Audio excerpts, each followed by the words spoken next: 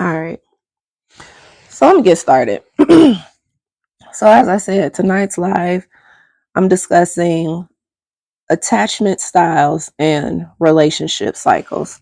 So if you follow me, then you know not today's, but this week's word of the week was imprint. And just like most animals in the animal kingdom, humans, we ourselves too, imprint on people at a very young age. Typically, this is our caregivers or who we just naturally gravitate to when we're younger.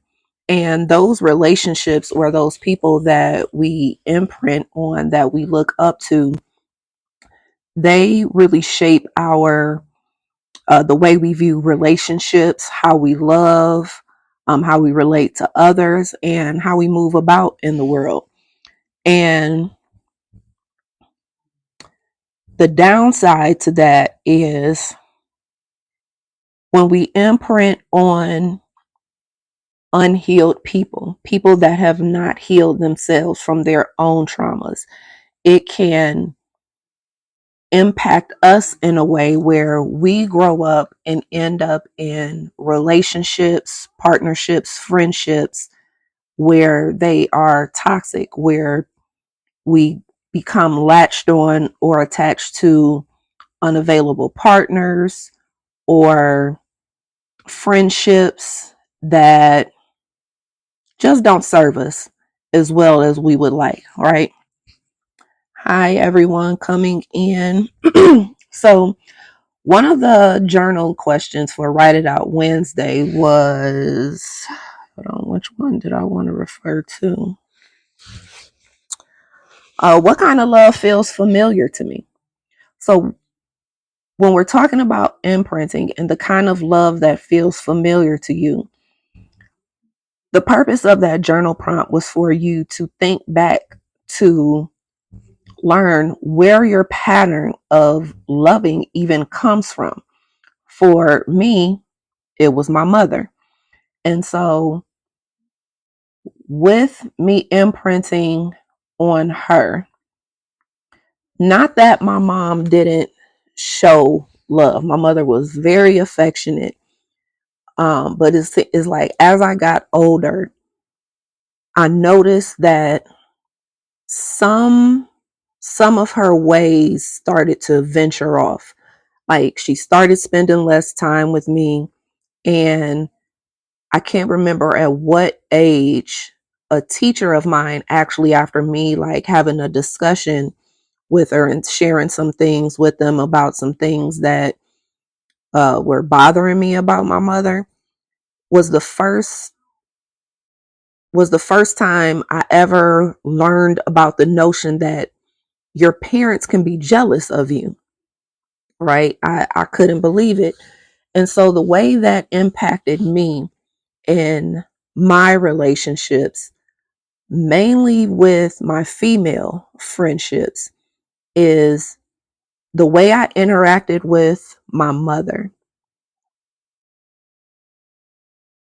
is how I ended up choosing or naturally gravitating, right? Imprinting on females around me who I befriended. And I'll explain what I mean.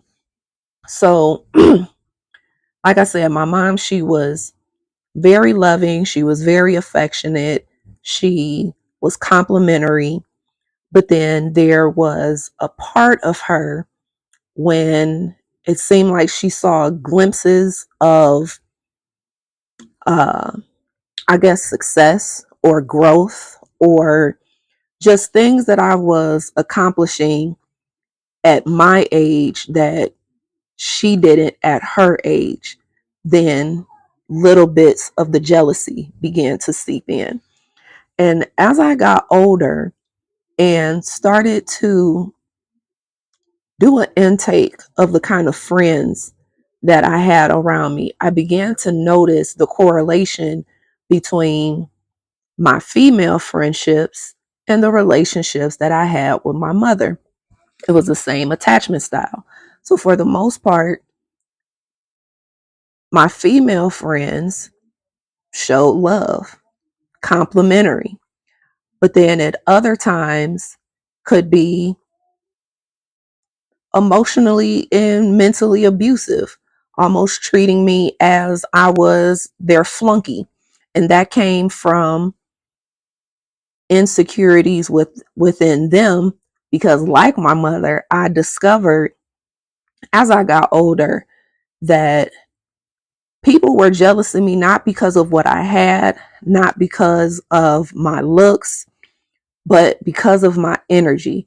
And I know there are some of you out there that can resonate. You could sit back and think, you don't understand why people are jealous of you or hate you or have this dislike for you when you may not come from the best neighborhood or currently live in the best neighborhood. You may not have a bunch of money in your bank account. You may not have the most high paying job in the corner, a corner office. You may not have the biggest house, drive the best car, all those societal things that show or prove status or hierarchy. Yet these people are jealous of you. And let me be the one to tell you, if you haven't figured it out yet, it is not they are jealous or envious because any of those things. It is simply because of your energy. See, when you have a bright energy or an energy that people naturally gravitate to and like, other people become jealous of that only because they feel that they don't possess the same kind of energy. And the what reason why they feel that way is because they know they are presenting with a mask. They know they are presenting themselves to the world in a fake persona. And so the fact that you're humble and you just show up however you are, you don't put on a facade of any sorts, and not saying a facade as, because we all wear a mask to a certain degree, right? But I'm talking about a mask to the point where that's just completely not your character. You're being someone just for the sake of fitting in or belonging. And I've experienced that too. And forgive me if some of my subjects go off in the distance and then come back around. I'm going to try to keep it cohesive and come back together, because I'm pretty sure I have undiagnosed ADHD at this point. So I can start with one thing and now my thoughts kind of go somewhere else. So apologize in advance. Hope you stick with me. But those are just some of the reasons why people can have those ill feelings and ill intents towards you, again, just simply because of your energy.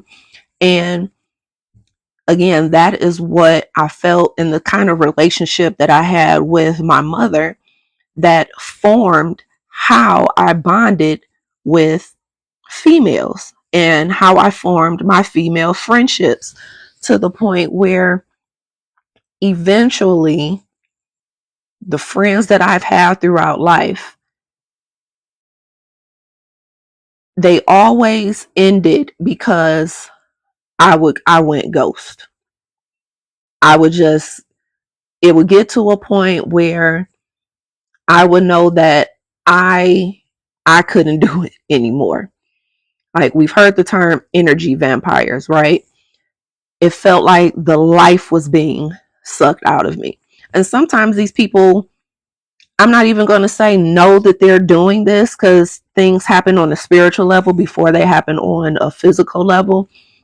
So this isn't to shade anyone or anything. Any female friends that I've had in the past for any length of time, they're not bad people. I just had to learn that we don't align, right? And just like myself, they have certain traumas and demons that they have to face and things that they have to work through, that I hope at which point they have. Like, I wish them all the success. I hope they are well. I hope they thrive. I just got to a point in life where I understood that in order to be my best self, there were certain people that I could no longer be attached to.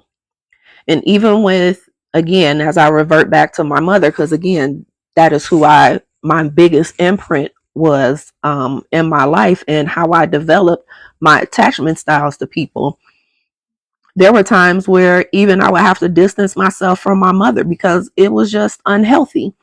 You know, when people like to use your energy, and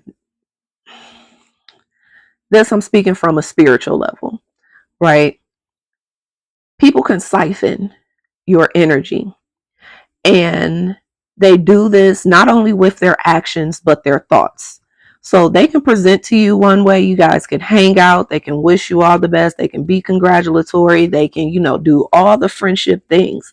But who that person is when they go home at night, when they lay down, when they are by themselves and it's just them and God, how they are in their hearts and the thoughts that they have truly represents who they are.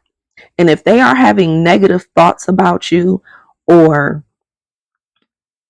not truly happy with things that you have achieved or accomplished in your life, that's a way of siphoning your energy. And you may be wondering why when you go around these people, why you feel drained afterwards, or after a few minutes to hours of interacting with them, you feel like you could sleep for 40 days and 40 nights. Is because they are siphoning your energy. It is your life force, and how, again, people gravitate towards you that they want to take from you. So let me think back to my point. Like I said, y'all, hold on. This is why I have notes. See, when Mr. Jake is here, I gotta have his energy to feed off of, and he kind of helps loop me back to the topic, right? Um, okay, yeah. Oh, also with like gaslighting in friendships, I've had instances where I could express something and recall something, and then they're like, "No, that never happened." And you're like, am I crazy? Like, I know this has happened, and they will convince you that something that they said or done was not said or done, and it could just be they don't remember. But instead of just saying, I don't recall that, then they try to gaslight you into thinking that somehow you're insane. And because you haven't truly processed your trauma or learned your attachment styles and why you have these people around, or how your energy is being taken from you, then you kind of go along with it, which keeps you in a negative relationship cycle, right? The other thing is outside of friendships, because friendship, the idea of frenemies, that came in my head. I literally had someone I befriended before that told me that they were a bully, or at least they had used to be. They were previously a bully in high school. And on the outside, it seemed very much so like they had changed. At the time, I didn't recognize or think they were a bully until the relationship began to feel as if things weren't being reciprocated. And reciprocated in a way of helping build each other up, right? With business endeavors, career endeavors, things like that. I've mentioned previously on one of my lives with Mr. Jake, I tend to end up, or was gravitating towards people where on the surface it presented as if it was supposed to be a mutual partnership, a mutual relationship. I help you, you help me. But once I helped them get to a certain point, and it was time to now return that energy, then no one was available. Then I started getting like how do I explain it? You guys ever felt like just the weird energy that you have when you're around someone and you begin to notice like, oh, okay, so this was one-sided all along. Now that you've gotten what you wanted from me, now you're beginning to switch up. And again, all of this comes with having to use your discernment. I'm not saying that I did any of this on my own accord because, again, like I've mentioned before, when I cut someone off, it is because I have sat with it for so long to make sure that I'm not tripping, because I know that I can be a little cuckoo with no cocoa puffs around sometimes. So I sit with it and ask God, and I do all my self checks to make sure that I am not projecting my own insecurities onto someone else or onto a situation. That way I can see it for what it truly is and not what I'm imagining it to be. Excuse me, right? Which goes along with this week's intention, seeing people for who they show that you are, using your discernment based on their morals, their values, and how they show up in the world. But if you're really tapped in, if you are really paying attention, you can feel energy. You can pick up on the energy of others, and when it shifts and when it no longer feels mutual, when it no longer feels mutually beneficial or exclusive, right? And those are some things that you have to be honest with yourself. Those are some things that we want or tend to ignore because whatever reason that we're trying to keep certain relationships around, whether it's to feel a part of something. Maybe we're afraid of being alone. I know that was one of mine for the longest. I had a fear of being alone. Now, child, I could care less. I don't hang with anyone and I'm completely fine. But um yeah, just those certain things that we're accustomed to, again, because that's how we grew up. Whatever relationship and whoever that role model was, or that main caregiver or person that we looked up to growing up, that impact that we imprinted on how affected how we choose the people that we hang around. So that's, in a nutshell, that's not even a nutshell, child, but essentially that is how I formed my female relationships. And some of them, I can honestly say there was no ill intent, but because I had that history of things going well, I'm ignoring the red flags. I somewhat feel like I'm being used. The energy would feel weird sometimes, but again, I'm wanting to be a part of. I'm wanting to hang out. I want to feel included, right? That I kept these people or certain people around or stuck around certain groups because that was what I was used to historically. That unfortunately, by the time I had genuine females in my life that were completely not like that at all, I pushed them away. And if they're watching and you know that is you, then I am truly sorry that I hurt you with my trauma. I'm realizing it now. I realized it recently because I've, worked on myself. But during those times, I just wasn't aware. I just wasn't aware. So that is why I think also, I know when I decide that it is truly time to end a connection with someone, I know it's for the best because I know others have done the same to me, needing to end the connection with me because I wasn't in my best state of mind. I wasn't navigating, or I hadn't healed. And healing we know is never finite. We heal continuously because there's layers, right? But I just didn't have the level of awareness in my healing journey as I do now, is essentially my point. And then the flip side to who you attach to other than friendships, what is there? Outside of family.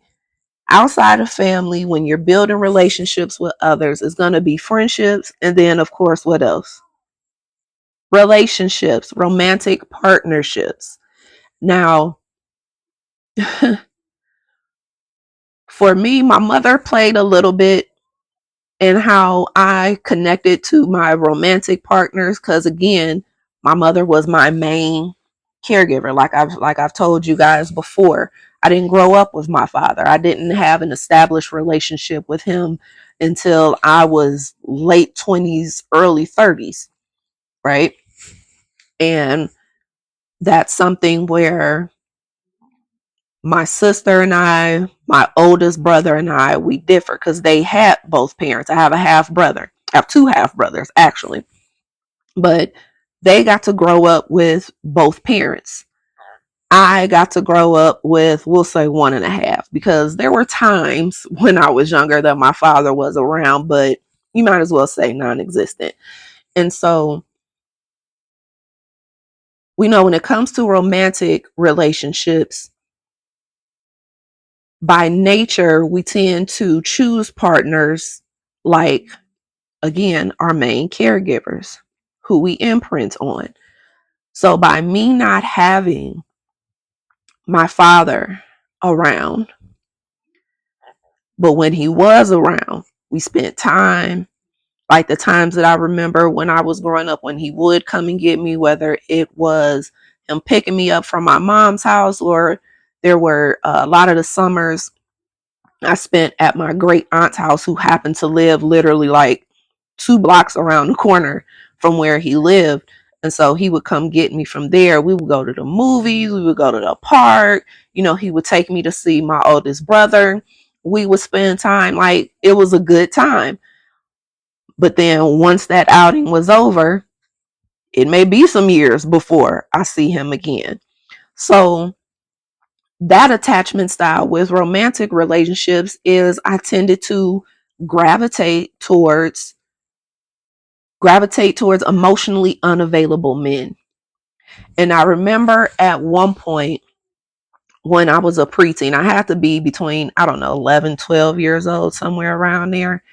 And I was on the phone with my father, and I decided, let me ask him, where has he been? Why wasn't he, I can't even say a full-time dad, like at least a part-time dad, at least a every other weekend dad. Like I wasn't asking for much. Like every other weekend would have sufficed at that point for me. And his response was, ask your mother. Ask your mother why I wasn't around. And I'm like, well, I've heard her story of why you weren't around my entire life. Now I have the opportunity where I don't have to go through her in order to have a bond with you. That is why I'm asking you, why weren't you around? And I told him, you know, what my mother did share with me on why he wasn't around. And y'all, this man went off on me. I don't know if y'all can relate to this or not, but if you've been following me for a while, then you know I heal through my own testimony, right? So I share what I've been through in order to help you overcome some of the same or similar situations. But he still just decided to tell me, he was, ask your mother. He went off. He was so angry. And I'm like, at 12, 11, 12 years old, I'm like, well, you wouldn't be getting this angry if it weren't true, right? And why are you mad at me? And I'm asking for clarification. So I say all that to say, That led to, again, me forming and building relationships with emotionally unattached men. Sit for a second and think, just from those two stories alone, that from how I formed friendships and where that attachment came from to how I formed my romantic partnerships and where that came from. Think back to what those relationships were for you. If you know you have a history of forming unhealthy relationships, whether friendship or romantic, could even be partnerships, where did that come from? Go back to your notes from your journal entries from Write It Out Wednesdays. Look back over those things. Guys, I post these things for a reason, right? I told you guys, I'm giving you my blueprint that led me to my aha moments. This is why no matter how much life beats me down, no matter how many people send spiritual attacks my way, do I get down? Yes. Y'all go back on my page. Y'all can see me breaking down. You can see me in tears. I'm not hiding any of that. But the fact that I still choose to move forward, I still get up and choose to do what God has told me to do every day, no matter how hard it is. I know I have followers. I know I have people out there watching me that wonder, girl, how are you doing it? We didn't know you had been through this much stuff. How are you still pushing through with a smile on your face, being a good person, not angry at the world, not mad at God? It is because these things that I post every week, it takes work. I have been in and out of therapy for years. Years. So not only that, but things that I learned to do on my own. And I'm sharing it. A lot of this is what God has led me to do on the healing that I need. This is why I'm the perfect person to help you break these cycles. This is why I am the cycle breaking coach, because I've broken the cycles for myself. I am continuing to break the cycles. I want you to be able to fight against your spiritual warfare, your attacks, your own mind, your trauma, the unhealthy relationships that you've knowingly or unknowingly formed in your life. I want you to also be able to get back up, to press forward, to fight through and not give up, because I know how hard it is. I do. But back to these weird attachment styles, right? I'll tell you a story about a certain cycle that I had with someone that I dated. We'll call this person IQ, because this person produces music, and that is the persona name that I recommended they go by. Not sure if they still use it or not, but I was with this person on and off, we'll say about 19, 20 years, right? And our relationship started off weird, but it's eventually we formed a really good friendship and a really tight bond. Part of that bond was trauma bonding. We both had parents that, how do I say this? We both had parents that, or a parent, not both. We both had one parent that wasn't uh wasn't the best in terms of motivation, that wasn't the best in terms of, we'll say, thinking outside the box, uplifting, uplifting and motivating outside what they knew. And again, this is coming from boomer parents that their whole focus was get a good job, get a 401k, retire, right? That's what I mean. Could be verbally abusive, put down. We both experienced a parent like that. That was, to me, our biggest bond, are one of our biggest things that we bonded over. And well, I can't say bonded over, that we could relate to. Better phrasing, that we could relate to, because we bonded over many things: music, food, movies, all kinds of things. But because we both experienced that kind of parent, mentally we were traumatized. And so we developed a love within each other that kind of supplemented what we went through in childhood with having a parent like that. So needless to say, we both have some bad traits, right? Not only individually, but in a relationship. And we've seen relationships from two different viewpoints.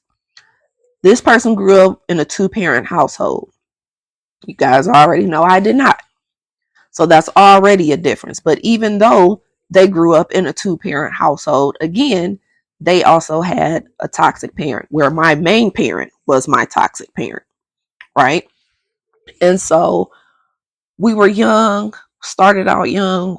Both of us made mistakes in this relationship. And it was definitely a cycle of one or the other mess up, break up, time pass, get back together. Things are going good. One of us mess up again because of trauma, because neither one have really healed at that point. Break up, time spent apart. Now we're back together again. And this over and over, over and over again, right? Are you seeing the negative attachment cycle, the negative relationship cycles, and where it stemmed from?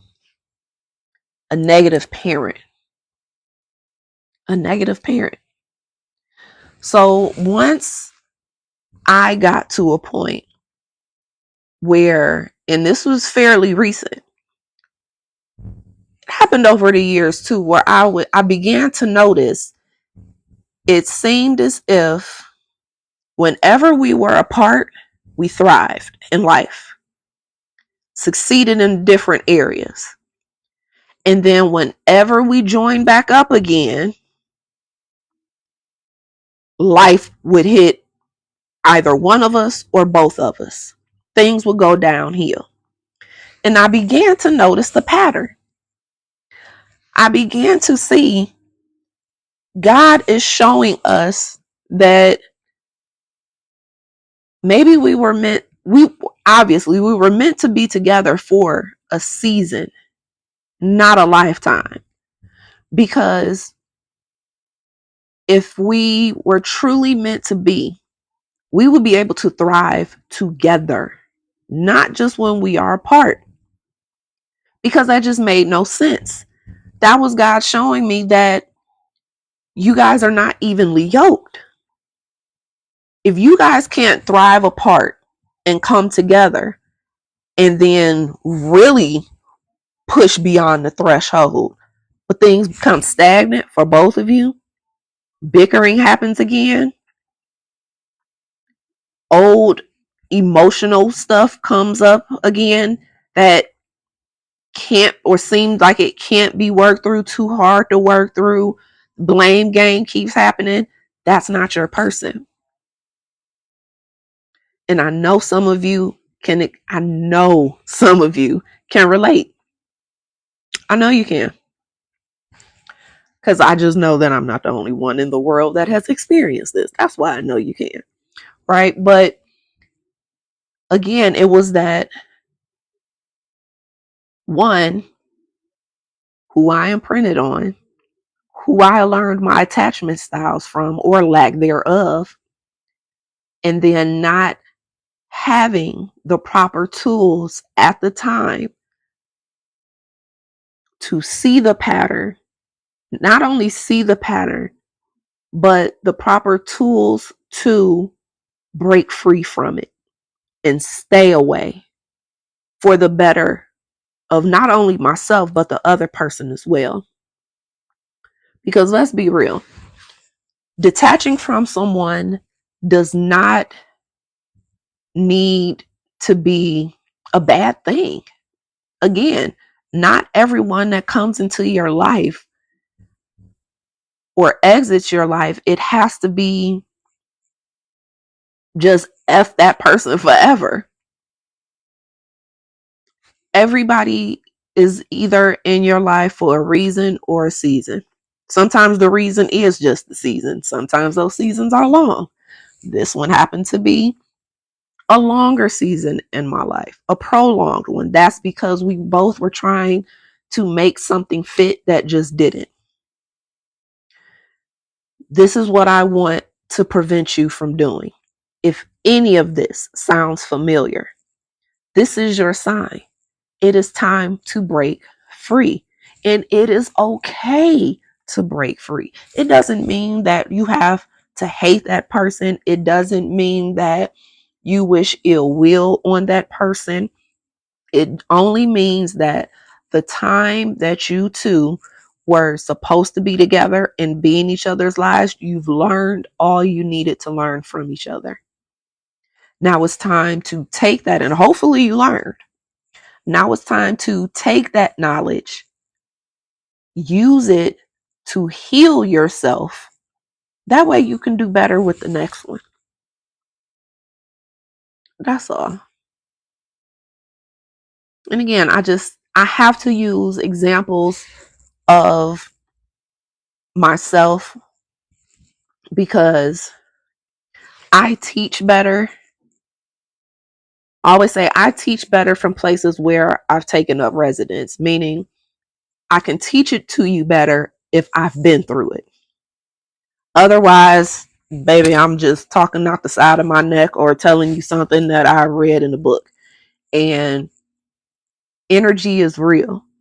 And I know you guys can feel that. I know that if I was just making up scenarios, trying to teach you something, especially how to break these negative cycles in your life, but I was using fabricated testimonies in order to do it, you guys would absolutely know. You could feel it. You just could. And it's just not in my MO or in my body makeup and just the person that I am to just lie to y'all. Not when I'm genuinely trying to be helpful. Not at all. All right.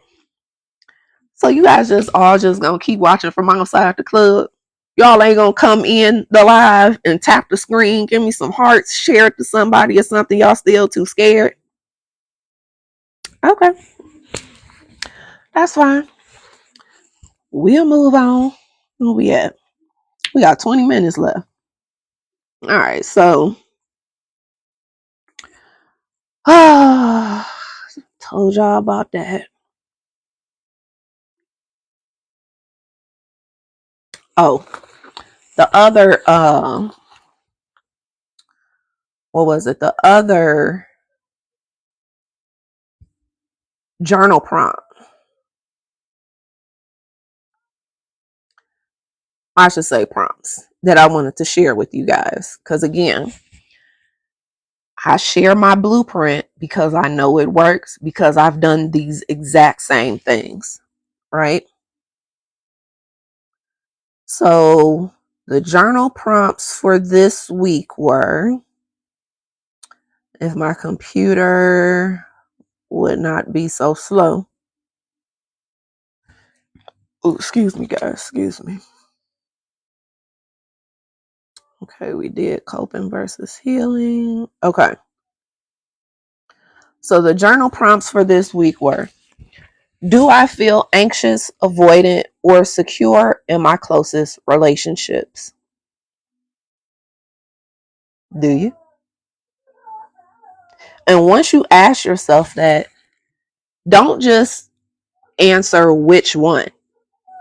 Also respond why. Remember, in order to break these cycles, we have to get to the root. When you're trying to get weeds in your garden, do you just pick the flower on top? Many people consider dandelions a weed. You just pick the yellow part off and keep going? No, you pulling it up from the root. Have to kill it at the root. That way something new and more flourishing and prospering and that you want to grow can replace it. All right. So not just do you feel anxious, avoidant, or secure in your closest relationships, after you really sit and think which one resonates more with you, answer why. Why do you feel like that in your closest relationships? What kind of love feels familiar to me, even if it hurts? All right. I'm going to go through these and then I'm going to read you guys what I wrote. All right. What do I tolerate in others that I shouldn't? Mm, that's a big one. That is a big one. How do I react when someone gets too close to me emotionally? I know some people, when people are getting too close and you like, ooh, I'm starting to get too vulnerable with you, then they shut down, they shut off, they push people away. Are you like that? Think about it. That could be blocking the blessing. That could be a root that you need to get up out of yourself, break that cycle.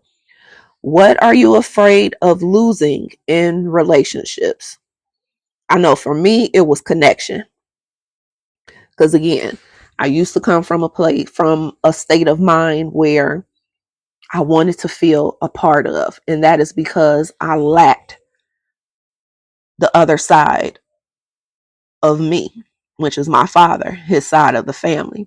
All I had was my mom, right? So what drew me to people was I wanted to feel connected. I wanted to feel a part of, knowing now that God don't make no mistakes. And I know we hear that a lot, but God didn't make a mistake when he made that the foundation of my life, because it allowed me to depend on not only God more, but my ancestors. That might be another live that I tell y'all, teach y'all about that. Okay. Do I chase, withdraw, overgive, or shut down when triggered? Y'all. Whew. I'm gonna tell y'all what, like I told y'all, I'm gonna tell y'all what I wrote. But who did my love patterns first come from? We addressed those already, right? Who do we imprint on? Who did you imprint on from a very young age? Was it your main caregivers? Was it a sibling? Was it another family member like your aunt, grandparents? Was it a teacher, right? Was it a sibling's friends? We have many different people in our community and in our village that we can end up imprinting on, that helps shape the people we become, as well as the kind of attachment and relationship styles we have, right? What would a healthy relationship require me to unlearn? So, and think about your ideal relationship, whether that's a friendship, a business partnership, a romantic relationship. First of all, do you know what a healthy one is? That could be a big problem and a big blockage right there. What is a healthy relationship? What does that look like for you, though? And in order to have that relationship, what are you currently doing? What kind of thoughts do you currently have? What current behaviors do you currently have that you have to undo, unravel, uproot in order to attract and be able to maintain that kind of relationship? Okay. So here's what your girl wrote. And I hope today's content has been helpful. Hopefully, you have seen part of yourself in me, because we're all reflections of each other. What's the term Mr. Jake said? Ubuntu. I am because you are. If you watch any of my lives, if you've watched any of my videos, any of my content, and you're inspired in any way, know that I am because you are.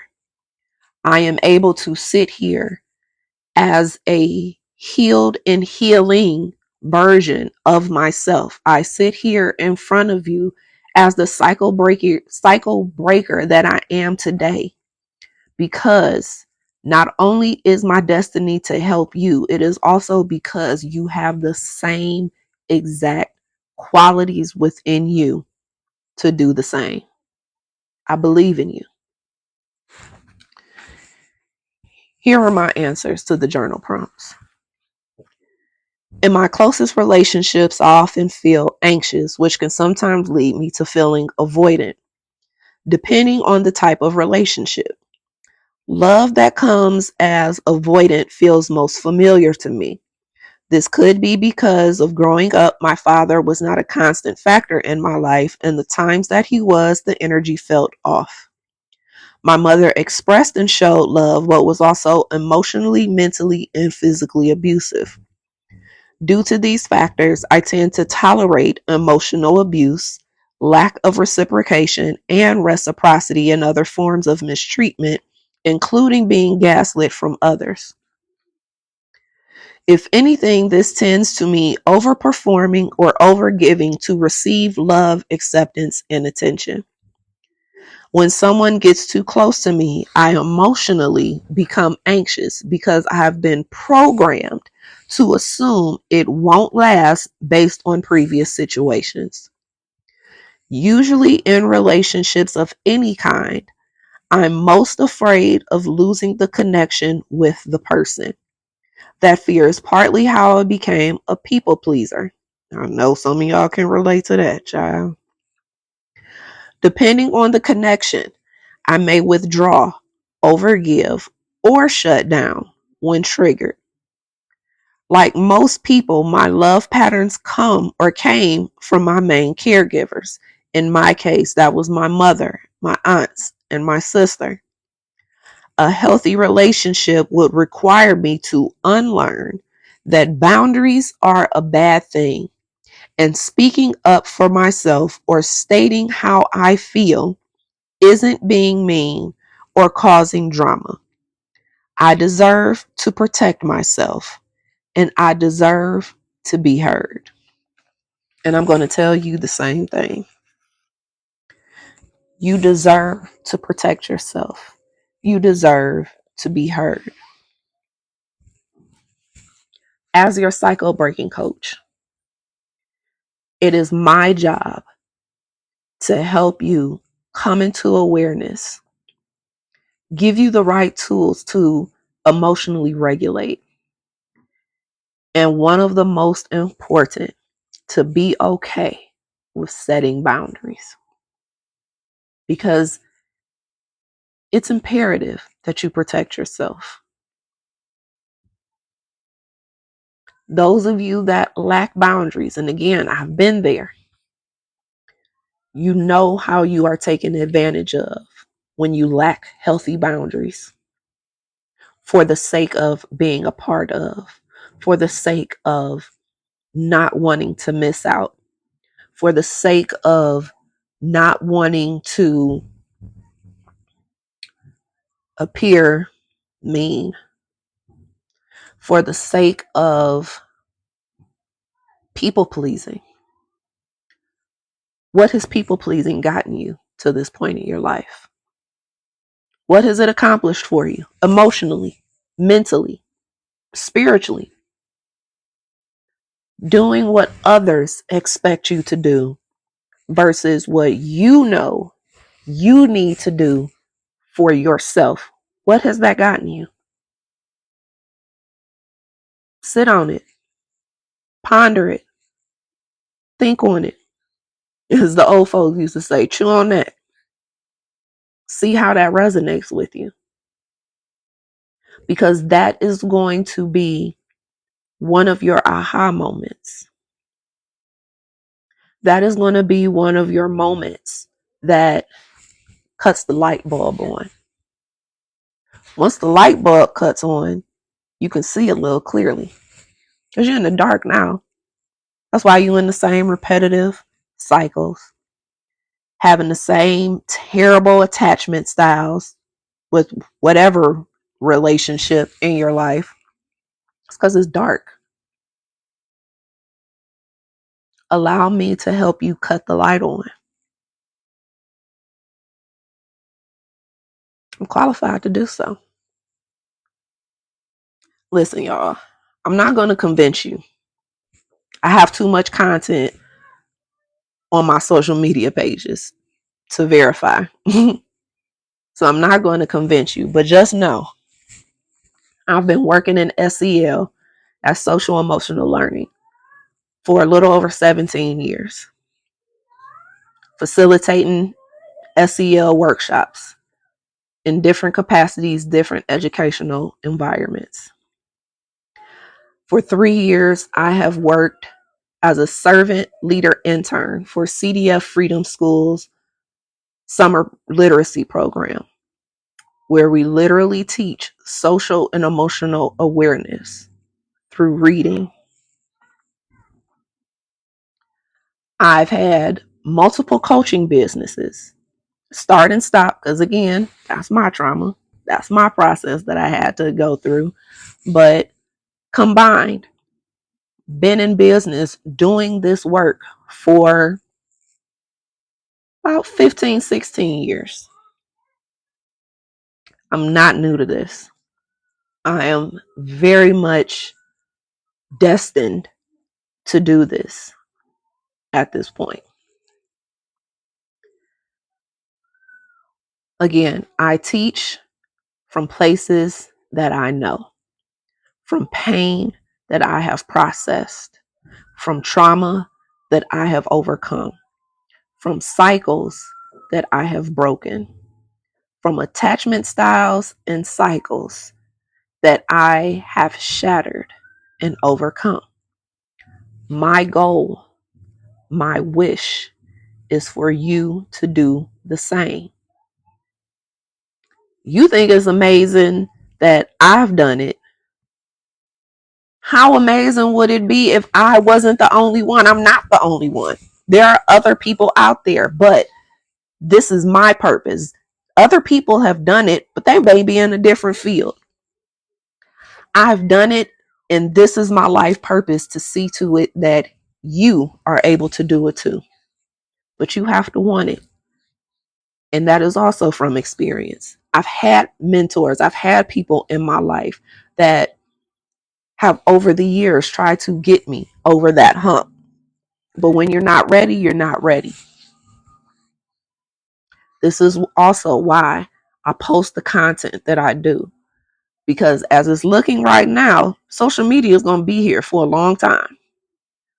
So whenever you are ready, whatever part of your journey you're on, and I am a person that you can relate to, I am a person that you resonate with, you will always be able to come back to Miss Kalina page and get something that you need to break that cycle.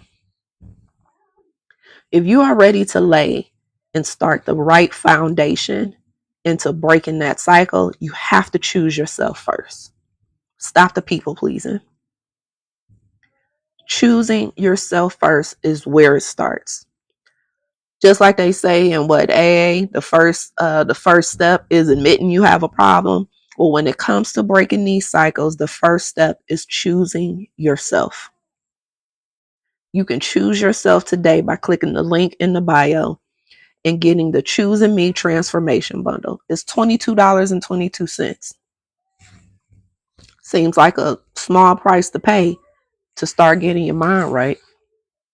Trust me, I spent more than that in therapy over the years. Trial and error, making mistakes on my own. I've put it in 2 guides for you for $22.22. you'll spend that on fast food tomorrow. And you know that's not healthy for you. Might as well use it and get your mind right. If you haven't figured by now, numerology is, I love numerology. So sometimes numbers to me mean something. Twos, especially multiple twos, they are aligned thinking along with aligned action. That is what these two guys will get you. Because again, choosing you must start with being aware. That way you can emotionally regulate. And then you can set the proper boundaries. Because you deserve to be loved. You deserve to be protected. And you deserve to be heard. That's our time tonight, guys. I hope you enjoyed tonight's live. I hope you all are doing well. I thank you for joining the live, whether you were inside the club or outside the club. I'll talk to you guys on the next one.